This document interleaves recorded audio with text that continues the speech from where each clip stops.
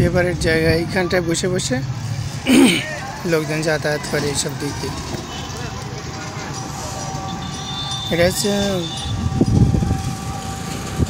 Giriraj পরিক্রমার main road. এই মন্দিরের পাশ দিয়ে এখান থেকে যায় আর সোজা ওই যে টাওয়ারটা দেখা যাচ্ছে, ওই টাওয়ারের পাশেই হচ্ছে রাধাকুণ্ড শ্যামকুণ্ড।